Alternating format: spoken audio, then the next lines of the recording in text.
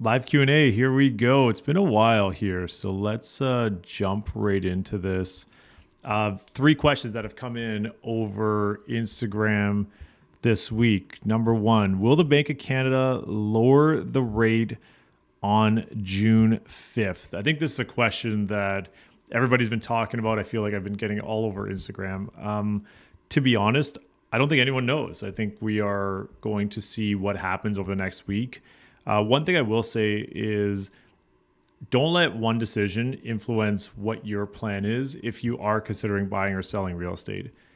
These rate announcements are tied to the variable rate. If you speak with your mortgage broker, chances are you could probably get a better rate on the fixed side at the moment anyways. So that's what we've been seeing over the last little while. So I would say if you are considering making a move just based on whether or not this rate changes, more so probably better to consider what does that move look like, whether or not the Bank of Canada makes a decision.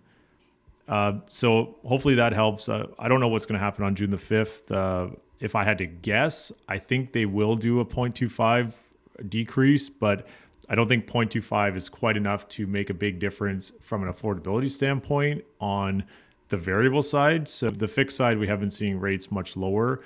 So again, yeah, talk to your mortgage broker about that. What are you seeing in the market? Right now in the market, we are still seeing activity. The freehold market in the city of Toronto, so if you're looking at detached, semi-detached, or freehold townhouses, have been performing very, very well and still are holding pretty well in terms of activity. The condo market, there are a good amount of condos on the market right now. So if you are looking to get into the condo market, maybe for the first time, or to upsize your current condo, now could be a good time. That being said, if you are looking to sell, the condo market has been performing relatively slower, and that's because there are more properties on the market. So you really want to make sure that if you are looking to sell, that you cover those three keys for selling. And we talked about that in other YouTube videos. Your price, your product, and how you showcase everything online, and making sure that the photos and everything looks really, really good. So those are, the presentation is super key. So price, product, presentation, making sure all those things are really, really dialed in when you go to market. The next is, what is the key to upsizing right now? Third question. So I think there's a few keys when upsizing. The first one is, if you have a current property, knowing exactly what that property should be worth in today's market. And that's usually the starting point. The next piece of that is to discuss with your mortgage broker on, if you do have a mortgage remaining on the property, what does it look like to break that mortgage? Is there a penalty involved? Can you port the mortgage or anything like that, so that you understand exactly how much money is left on the mortgage and what it looks like to move to another property? You also want to discuss any kind of selling costs, and then on the buy side, discussing what the buying costs look like. So if you are looking at the city of Toronto, double land transfer tax is a big consideration when upsizing, of course, especially moving into a bigger property, which is typically a higher price point.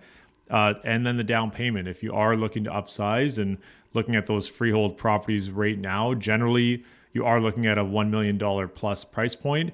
There is a 20% needed for that down payment minimum. So if you need the sale of your property currently for the down payment, something to consider, and knowing those pricing right away will help you go a long way when making that next move to upsize to the next property.